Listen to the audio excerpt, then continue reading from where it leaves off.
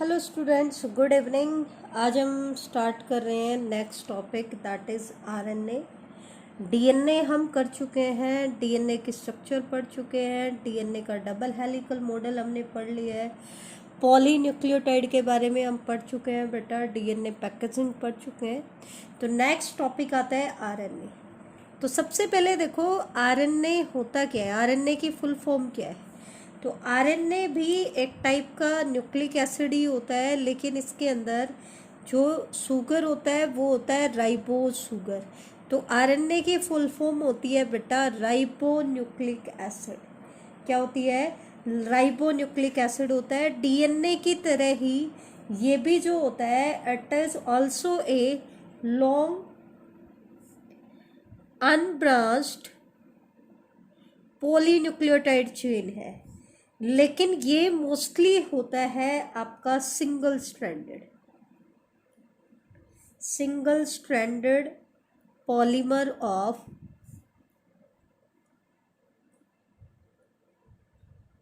Ribonucleotides.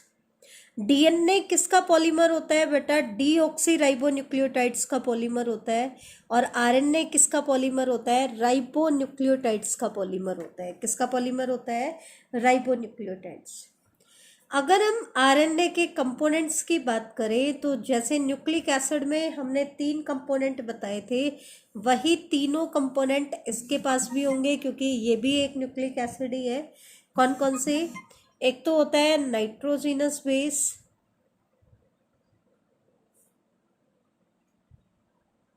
दूसरा होता है राइबोज शुगर, और तीसरा कंपोनेंट है बेटा फॉस्फेट ग्रुप। तो 3 कंपोनेंट इनके पास है। नाइट्रोजिनस बेसिस की अगर हम बात करें तो नाइट्रोजिनस बेसिस इसमें भी वही दोनों होते हैं, प्यूरिन्स भी और पायरिमिडीन्स भी। डीएनए और आरएनए में प्यूरिन्स में कोई डिफरेंस नहीं होता है, वही सेम प्यूरिन आपके डीएनए में भी होते हैं, that is adenine and guanine. और सेम आपके जो प्यूरिन्स होते हैं वो किस में होते हैं बेटा? आपके आरएनए में भी होते हैं। लेकिन पायरिमिडीन्स में क्या चेंज है? वहां पे पायरिमिडीन्स थे CNT, that mean cytosine and thymine, और यहाँ पे पायरिमिडीन होंगे बेटा C and U, that means cytosine and uracil. जबकि प्यूरिन्स कौन कौन से हैं बेटा? एडेनिन और ग्वानिन।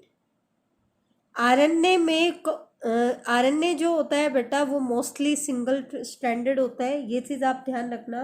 जबकि डीएनए मोस्टली कैसा होता है? डबल स्ट्रैंडेड होता है। ठीक है। राइबोज शुगर होता है और फॉस्फेट ग्रुप होता है। तो अगर हम इनको मिला करके न्यूक्लियोटाइड्स बनाए तो यहाँ पर राइबोन्यूक्लियोटाइड्स की अगर हम बात करें तो आरएनए में आपको 4 टाइप के राइबोन्यूक्लियोटाइड्स देखने को मिलेंगे। कौन कौन से बेटा? AMP means adenosine monophosphate, GMP guanosine monophosphate, CMP cytosine monophosphate and UMP uridine monophosphate. ठीक है। ये आपके जो राइबोन्यूक्लियोटाइड्स हैं वो आपको कहाँ देखने को मिलेंगे बेटा? आपके आरएनए के अंदर। अब हम बात कर लेते हैं टाइप्स ऑफ आरएनए की। अगर हम बात करें तो बेसिकली आरएनए की 3 टाइप्स होती हैं।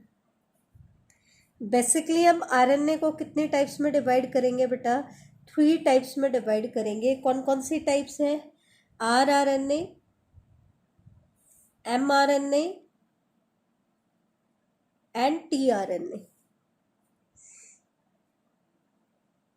कौन कौन सी टाइप है? rRNA, mRNA and tRNA।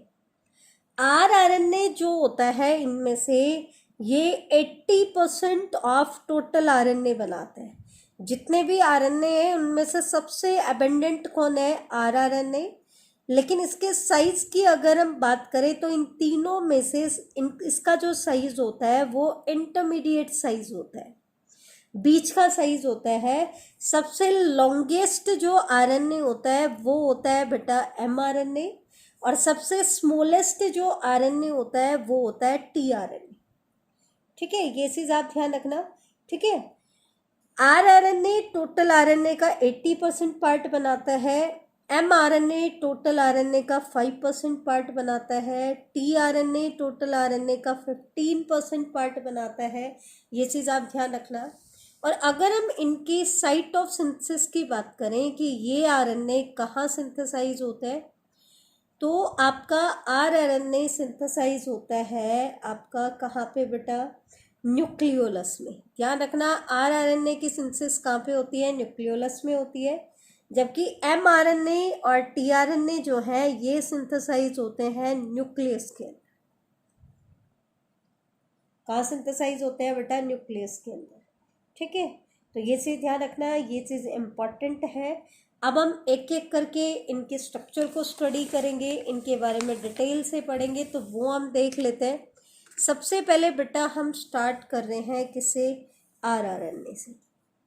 सबसे पहली चीज़ कि आरआरएनए की फुल फॉर्म क्या होती है। आरआरएनए को हम कहते हैं राइबोसोमल आरएनए। इसको राइबोसोमल आरएनए कहा जाता है। इसी को हम स्ट्रक्चरल आरएनए भी कहते हैं। क्यों कहते हैं वो मैं आपको आगे बताऊंगी। इसी को हम क्या कहते हैं, स्ट्रक्चरल आरएनए भी कहते हैं, और इसी को कैटालिटिक आरएनए भी कहा जाता है। क्यों कहा जाता है, ये बहुत इंपॉर्टेंट पार्ट है बेटा।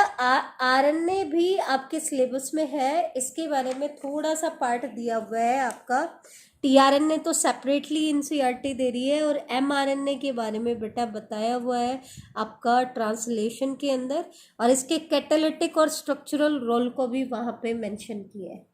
तो है तो एनसीईआरटी का ही पार्ट, लेकिन हम उसकी थोड़ी सी डिटेल ले रहे हैं। तो सबसे पहले हम बात करते हैं कि इसको स्ट्रक्चरल आरएनए क्यों कहते हैं। क्योंकि rRNA is associated with A set of protein.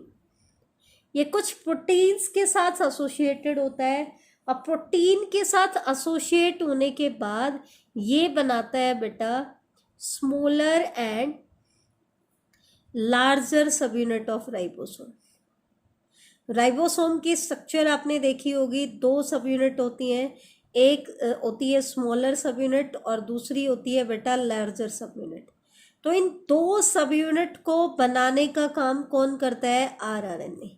कैसे करता है, कुछ प्रोटीन्स के साथ एसोसिएट हो जाता है, और इनकी ये जो एसोसिएशन है, ये जो स्ट्रक्चर इनकी बनती है राइबोसोम की, this structure of ribosome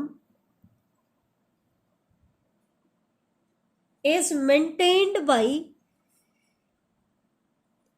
इसको मेंटेन कौन करता है, it is maintained by magnesium 2+ ion.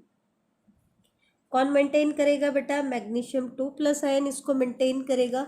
ठीक है, अब राइबोसोम की स्ट्रक्चर कैसे कैसे बनती है वो मैं आपको डायग्रामेटिकली दिखा देती हूँ, आपको बहुत अच्छे से समझ आ जाएगा। तो ये देखो आप अपना डायग्राम, तो इसमें एक चीज़ ध्यान देना, हमने क्या कहा, राइबोसोम किस किस से बनता है, आरआरएनए और प्रोटीन से मिलकर के बनता है। जिपमर में ये क्वेश्चन आया हुआ है, राइबोसोम बनाने में आरआरएनए 60% कंट्रीब्यूट करता है, अब प्रोटीन जो है वो 40% कंट्रीब्यूशन देता है। बेटा ये चीज़ ध्यान रखना, दो सब यूनिट हमारे पास है, एक है लार्जर सब यूनिट और एक है स्मॉलर सब यूनिट। अब यूकैरियोट में ये सब यूनिट अलग होती हैं, प्रोकैरियोट में सब यूनिट अलग होती हैं। क्यों अलग होती हैं, क्योंकि प्रोकैरियोटिक राइबोसोम होता है 70S टाइप, और यूकैरियोटिक राइबोसोम होता है बेटा 80S टाइप। तो यूकैरियोट में तो लार्जर सब यूनिट होती है 60S और स्मॉलर होती है 40S, जबकि प्रोकैरियोट्स में लार्जर सब यूनिट होती है 50S और स्मॉलर सब यूनिट होती है बेटा 30S। अब दोनों ही सब यूनिट को बनाने का काम कौन करेगा, आरआरएनए और प्रोटीन्स मिलकर के करेंगे। कैसे, 60S सब यूनिट बनाने में 28S आरआरएनए, 5.8S आरआरएनए और 5S आरआरएनए इन्वॉल्व होते हैं। साथ में अप्रॉक्सीमेटली 45 प्रोटीन्स इन्वॉल्व होते हैं। कितने प्रोटीन इन्वॉल्व होते हैं? 45 प्रोटीन्स इन्वॉल्व होते हैं। ठीक है, तो ध्यान रखना 60S के लिए S क्या है बेटा? सेडिमेंटेशन कॉफिशिएंट है, ये होता है स्वर्डबर्ग। और 1 स्वर्डबर्ग यूनिट जो होती है सेडिमेंटेशन कितने टाइम में हो जाता है? 10⁻³ सेकेंड को रिप्रेजेंट करता है। तो ये चीज आप ध्यान रखना। ऐसे ही 40S सब यूनिट को बनाने का काम कौन करता है? 18S rRNA, और अप्रोक्सीमेटली 33 प्रोटीन्स इन्वॉल्व होते हैं। कितने प्रोटीन इन्वॉल्व होते हैं? 33 प्रोटीन्स इन्वॉल्व होते हैं। सिमिलरली 50S सब यूनिट प्रोकैरियोट्स में जो लार्जर सब यूनिट है उसको बनाने के लिए 23S rRNA and 5S rRNA। यहाँ था 28 और यहाँ है 23। 5S यहाँ पे भी है, यहाँ पे भी है, लेकिन यहाँ पे प्रोटीन लगभग कितने आ रहे हैं? 34 प्रोटीन्स आ रहे हैं। स्मॉलर सब यूनिट की बात करें तो यहाँ तो थी 18S rRNA और यहाँ पे क्या है? 16S rRNA। ठीक है, तो ये चीज आप ध्यान रखना। प्लस में 21 प्रोटीन्स इन्वॉल्व होते हैं। तो यहाँ पर हमने क्या देखा कि राइबोसोम की स्ट्रक्चर बनाने में, लार्जर और स्मॉलर सब यूनिट बनाने में rRNA और कुछ प्रोटीन्स इन्वॉल्व होते हैं। एनसीईआरटी ट्रांसलेशन में क्या कह रही है कि राइबोसोम की स्ट्रक्चर बनाने में अप्रोक्सीमेटली 80 प्रोटीन्स इन्वॉल्व होते हैं। तो 80 कैसे? अप्रोक्सीमेटली 45 यहाँ है, 33 यहाँ है। ठीक है, तो कितने हो गए? 78। तो अप्रोक्सीमेटली 80 प्रोटीन्स हो जाते हैं। ये से ध्यान रखना, यूकैरियोट का दे रहा है। अब नेक्स्ट क्वेश्चन आता है, rRNA को कैटालिटिक RNA भी कहा जाता है। क्यों कहा जाता है बेटा? क्योंकि प्रोकैरियोट में जो 23S rRNA वाला जो पार्ट है लार्जर सब यूनिट का, इसके पास पेप्टिडियल ट्रांसफेरेज की एक्टिविटी होती है। पेप्टिडियल ट्रांसफेरेज की एक्टिविटी होती है, मतलब पेप्टिडियल ट्रांसफेरेज जो एंजाइम होता है ये ट्रांसलेशन में इन्वॉल्व होता है। जब कोई आरएनए एंजाइम की तरह बिहेव करता है तो उन एंजाइम्स को हम कहते हैं राइबोजाइम। क्या कहते हैं? राइबोजाइम। ठीक है, तो 23S rRNA में कैटालिटिक एक्टिविटी रिजाइड करती है, तो ये बहुत इंपॉर्टेंट हो जाता है। अब हम बेटा स्टडी करेंगे mRNA को। rRNA हमारा कंप्लीट हो चुका है। तो सबसे पहली चीज़ कि mRNA को हम क्या कहते हैं? मैसेंजर आरएनए भी कहते हैं। इसको मैसेंजर आरएनए क्यों कहते हैं? इसका कारण क्या है? जैसे ये हमारी यूकैरियोटिक सेल है और इसके अंदर ये है न्यूक्लियस, और न्यूक्लियस के अंदर हमारा डीएनए प्रेजेंट है जो जिसके पास बायोलॉजिकल इंफॉर्मेशन है। लेकिन प्रॉब्लम क्या है? जेनेटिक मटेरियल हमारा है डीएनए, और अगर उस जेनेटिक मटेरियल के पास जो भी बायोलॉजिकल इंफॉर्मेशन है तो उसको एक्सप्रेस करने के लिए हमें प्रोटीन बनाना है।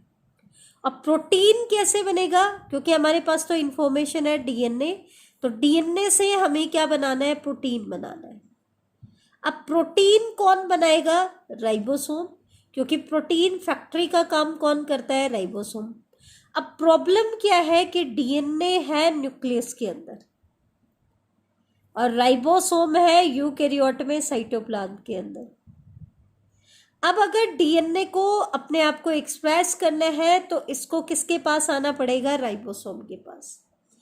लेकिन अगर ये न्यूक्लियस से बाहर निकला तो यूवी रेज डीएनए में म्यूटेशन करा देंगी, और अगर म्यूटेशन हुई तो इसके पास जो भी बायोलॉजिकल इंफॉर्मेशन है वो बायोलॉजिकल इंफॉर्मेशन चेंज हो जाएगी। तो जो इंफॉर्मेशन इसके पास थी वो चेंज होगी, तो दैट मीन्स उस चीज का तो कोई बेनिफिट नहीं है। तो फिर इसका अल्टरनेट सॉल्यूशन क्या है? डीएनए के पास जो भी बायोलॉजिकल इंफॉर्मेशन है वो उस बायोलॉजिकल इंफॉर्मेशन से आरएनए बनाता है, और कौन सा आरएनए बनाता है? एमआरएनए। ठीक है, और एमआरएनए उस इंफॉर्मेशन को लेकर के किसके पास जाएगा? राइबोसोम के पास जाएगा। इसका मतलब एमआरएनए किसका काम कर रहा है? मैसेंजर का काम कर रहा है। डीएनए के पास जो बायोलॉजिकल इंफॉर्मेशन थी ये उसको लेकर के किसके पास जा रहा है? राइबोसोम के पास जा रहा है। ठीक है, तो because it bring coded information, from DNA. DNA से कॉर्डेन इंफॉर्मेशन लाता है, किसके लिए? राइबोसोम क्या करेगा? पॉलीपेप्टाइड बनाएगा, प्रोटीन बनाएगा, तो उसको बनाने के लिए इंफॉर्मेशन लगता है। एक चीज और ध्यान रखना, मैसेंजर आरएनए को एचएनआरएनए भी कहा जाता है, लेकिन कब कहा जाता है वो मैं आपको बताऊंगी। यूकैरियोट में जो नॉन फंक्शनल एमआरएनए होता है उसको हम कहते हैं हेट्रोजीनस। हेट्रोजीनस क्यों कहते हैं उसका मैं कारण बताती हूँ। एचएनआरएनए की फुल फॉर्म होती है हेट्रोजीनस न्यूक्लियर आरएनए। क्या कहते हैं? Heterogeneous nuclear RNA. क्यों कहते हैं? क्योंकि हेट्रो वर्ड यहाँ पर हम क्यों यूज करें? हेट्रो का मतलब होता है डिफरेंट। ये अपने साइज में डिफरेंस लाता है। That means it show variation in size. किसमें वेरिएशन शो करता है? साइज में वेरिएशन शो करता है। क्यों? उसका मैं कारण बताती हूँ। यूकैरियोट में एमआरएनए कैसे बनेगा? आपको ये तो पता ही है, डीएनए से एमआरएनए में जो बायोलॉजिकल इंफॉर्मेशन चेंज होती है वो किससे होती है? वो एक प्रोसेस से होती है जिसको हम कहते हैं ट्रांसक्रिप्शन। लेकिन यूकैरियोट में ट्रांसक्रिप्शन से जो आरएनए बनता है ना बेटा, वो होता है नॉन फंक्शनल। वो कैसा होता है? नॉन फंक्शनल होता है। क्यों होता है उसमें नॉन फंक्शनल? क्योंकि इसका जो पार्ट प्रोटीन के लिए इंफॉर्मेशन रखता है ना बेटा, वो तो होता है एक्सोन पार्ट। लेकिन एक्सोन के बीच बीच में क्या है? नॉन कोडिंग पार्ट है, मतलब जो पॉलीपेप्टाइड बनाने के लिए कोडेड इंफॉर्मेशन नहीं रखते, उन पार्ट को हम कहते हैं इंट्रो। तो जब तक इसके पास ये इंट्रॉन्स अवेलेबल है तब तक तो हम इसको कहेंगे एचएनआरएनए। ठीक है। फिर एक प्रोसेस होता है स्प्लाइसिंग, या इसी को हम प्रोसेसिंग भी कह देते हैं। तो स्प्लाइसिंग क्या करता है? इंट्रॉन्स को रिमूव कर देता है लूप की फॉर्म में, और पीछे सिर्फ क्या रह जाते हैं? एक्सोन्स रह जाते हैं, और फिर एक्सोन को आपस में बाइंड करा देता है। तो ये जो आरएनए बना ये फिर कहलाता है एमआरएनए। दैट मीन्स एचएनआरएनए क्या है? It is the precursor of mRNA. Hn का आरएनए एक्चुअल में क्या है? Precursor of mRNA. ठीक है, तो ये चीज आप ध्यान रखना। एक चीज और आपको ध्यान रखनी है, वो क्या है? एक वर्ड हम यूज करते हैं दैट इज सिस्टोन। एक्चुअल में सिस्टोन वर्ड तो यूज होता है that part of DNA that codes for a polypeptide. हमें ये पता है कि डीएनए के पास वो बायोलॉजिकल इंफॉर्मेशन है जिससे पॉलीपेप्टाइड बनेगा, लेकिन एक डीएनए का वो हिस्सा जो एक पॉलीपेप्टाइड बनाने के लिए इंफॉर्मेशन रखता है, उस पार्ट को हम क्या कहते हैं? सिस्टोन। अब डीएनए से ही क्या बनेगा? एमआरएनए। अब एमआरएनए के पास बायोलॉजिकल इंफॉर्मेशन है क्योंकि यही लेकर के जाएगा किसके पास? राइबोसोम से, जिससे हमें क्या बनाना है? पॉलीपेप्टाइड। तो जो एमआरएनए इंफॉर्मेशन लेके आ रहे हैं वो जब ट्रांसलेशन होगा उसका, तो वो कितने पॉलीपेप्टाइड बनाता है उसके बेसिस पर एमआरएनए की दो टाइप होती है। एक तो होता है मोनोसिस्टोनिक और एक होता है पॉलीसिस्टोनिक। ध्यान रखना बेटा, ये चीज इंपॉर्टेंट है। मोनोसिस्टोनिक तो प्रेजेंट होता है यूकैरियोट्स में। मोनोसिस्टोनिक मतलब इनके पास जो एमआरएनए है, इसका जो स्ट्रक्चरल जीन है, उसके पास सिर्फ एक ही पॉलीपेप्टाइड बनाने की इंफॉर्मेशन है। दैट मीन्स इनका जो एक एमआरएनए होगा वो सिर्फ ट्रांसलेशन करेगा तो एक ही पॉलीपेप्टाइड बनाएगा। ठीक है। जबकि पॉलीसिस्टोनिक कंडीशन होती है प्रोकैरियोट्स में। उनमें क्या होता है? जो एमआरएनए आपके पास आ रहा है, एक एमआरएनए का जो स्ट्रक्चरल जीन अवेलेबल है, स्ट्रक्चरल जीन मतलब जो जिसका ट्रांसलेशन होगा, ठीक है, वो जो पार्ट है इसका, वो मोर देन वन पॉलीपेप्टाइड के लिए इंफॉर्मेशन रखता है। अब यहाँ पर एक ही पॉलीपेप्टाइड के लिए इंफॉर्मेशन क्यों रखता है, उसका कारण क्या है, ये रीजन है क्योंकि इसको हम कहते हैं स्प्लिट जीन अरेंजमेंट, कि यूकैरियोट में स्प्लिट जीन अरेंजमेंट होती है। दैट मीन्स जो एक्सोन जो पार्ट होता है, ये वो पार्ट है जो पॉलीपेप्टाइड के लिए इंफॉर्मेशन रखता है, इसको हम कहते हैं कोडिंग पार्ट। और इंट्रोन वो पार्ट है जो पॉलीपेप्टाइड बनाने की इंफॉर्मेशन नहीं रखता, उसको हम कहेंगे नॉन कोडिंग पार्ट या इंट्रोन। ई से वर्ड क्या आता है बेटा, एक्सप्रेस द सीक्वेंस, जिसका एक्सप्रेशन होगा, दैट मीन्स ये पॉलीपेप्टाइड बनाएगा। तो इनके केस में स्प्लिट जीन अरेंजमेंट होती है, तो साइज तो बड़ा था लेकिन फिर एंट्रॉन्स निकल जाएंगे, तो फिर साइज क्या हो जाएगा, फंक्शनल पार्ट छोटा हो जाएगा, और वो सिर्फ एक ही पॉलीपेप्टाइड बनाने के लिए इंफॉर्मेशन रखता है। ठीक है, तो ये था एमआरएनए के बारे में जर्नल इंट्रोडक्शन। अब हम बात करेंगे एमआरएनए की स्ट्रक्चर को लेकर के, बहुत इंपॉर्टेंट है। देखो, अगर हम इसके स्ट्रक्चर की बात करें तो ये लॉन्गेस्ट एमआरएनए होता है, इसकी सिंथेसिस न्यूक्लियस के अंदर होती है, क्योंकि दैट मीन्स ट्रांसक्रिप्शन कहाँ होता है, न्यूक्लियस में।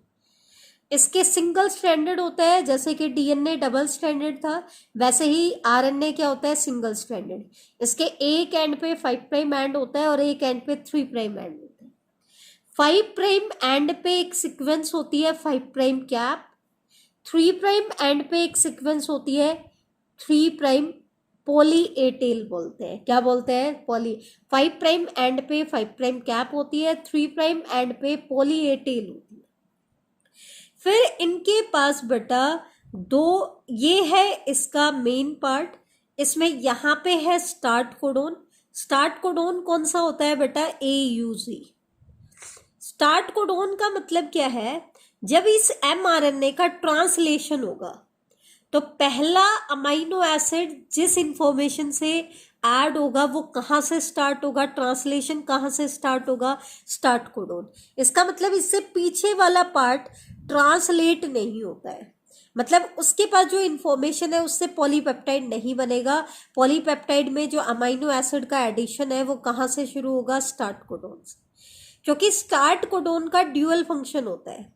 एक तो ये स्टार्ट कोडोन का काम करता है, दूसरा ये मिथियोनिन अमाइनो एसिड के लिए कोड करता है। मतलब जब राइबोसोम यहाँ पे जो इस कोडोन को रीड करेगा तो इसको रीड करके वो मिथियोनिन अमाइनो एसिड को ऐड कराते हैं। जबकि जो टर्मिनेशन कोडोन है, या इनको हम स्टॉप कोडोन भी कहते हैं, 3 कोडोन टर्मिनेशन कोडोन कहलाते हैं, UAA, UAZ एंड UZA। ठीक है, इनमें से कोई भी कोडोन यहाँ पे आ सकता है, लेकिन ये कोडोन एक ही फंक्शन शो करते हैं, टर्मिनेशन कोडोन का। दैट मीन्स ये कोडोन जहां पे आ जाएगा वहां पे ट्रांसलेशन स्टॉप हो जाएगा। दैट मीन्स इसके आगे का पार्ट भी ट्रांसलेट नहीं होगा। और टर्मिनेशन कोडोन किसी भी अमीनो एसिड के लिए कोड नहीं करता है। दैट मीन्स यहाँ पर इसको जब रीड करेगा तो कोई भी अमीनो एसिड ऐड नहीं होगा, जबकि स्टार्ट कोडोन को कर रहा था तो मिथियोनिन अमीनो एसिड ऐड हो रहा था। तो एक्चुअल में जो पार्ट प्रोटीन सिंथेसिस में इन्वॉल्व हुआ वो कौन सा है, स्टार्ट कोडोन से लेकर के टर्मिनेशन कोडोन से पहले का पार्ट। ठीक है, तो ना तो टर्मिनेशन के कोडोन के बाद वाला पार्ट ट्रांसलेट हो रहा है, ना ही इसके पहले का पार्ट ट्रांसलेट हो रहा है। तो 5 प्राइम कैप और स्टार्ट कोडोन के बीच का जो पार्ट है इसको हम कह रहे हैं लीडर सीक्वेंस। तो ये कहाँ प्रेजेंट है, 5 प्राइम एंड पे। और टर्मिनेशन कोडोन के बाद वाला जो पार्ट है और पॉली ए टेल से पहले का पार्ट, इसको हम कहते हैं ट्रेलर सीक्वेंस। तो ये 3 प्राइम एंड पे प्रेजेंट है। ठीक है, अब क्वेश्चन आता है 5 प्राइम कैप का क्या फंक्शन है। तो ये कैप किसकी होती है, ये होती है मिथाइलेटेड ग्वानिन। आपको पता ही है मिथाइलेशन प्रोटेक्शन के लिए होता है, एक स्पेसिफिक पोजीशन पे मिथाइलेशन हो तो जो न्यूक्लियस एंजाइम है वो इसको डिग्रेड नहीं करेंगे। तो इसके पास 5 प्राइम कैप होती है। एक तो ये mRNA को प्रोटेक्ट करेगी फ्रॉम द हाइड्रोलाइजिंग एंजाइम, जैसा कि हमने बताया। साथ में जब ये mRNA साइटोप्लाज्म में जाता है तो ये mRNA के स्मॉलर सब यूनिट को ढूंढता है, तो उसके साथ इसकी अटैचमेंट में भी हेल्प करते हैं। और ये जो लीडर या ट्रेलर सीक्वेंस है इनको हम कहते हैं UTR। UTR क्या है, अनट्रांसलेटेड रीजन, क्योंकि ना तो स्टार्ट कोडोन से पहले वाले पार्ट का ट्रांसलेशन हुआ, ना ही स्टॉप कोडोन या टर्मिनेशन कोडोन के बाद वाले पार्ट का ट्रांसलेशन हुआ। तो ये जो सीक्वेंस है ये ऐसे सीक्वेंस है जो ट्रांसलेट नहीं होती है।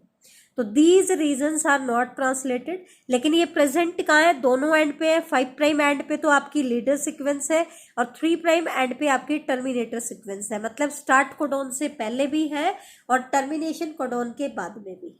अब इनकी सिग्निफिकेंस क्या है, क्यों होती है अनट्रांसलेटेड रीजन?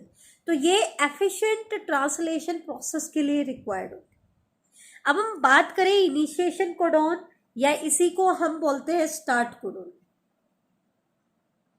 तो जैसे नाम से ही पता चल रहा है कि ये जो कोडोन होते हैं इनका फंक्शन क्या है, ट्रांसलेशन को बिगिन करना। और ये कोडोन कौन सा बताया मैंने, यूएजी। और टर्मिनेशन कोडोन का क्या फंक्शन होता है, जहां पे ट्रांसलेशन क्या हो जाएगी, टर्मिनेट हो जाएगी।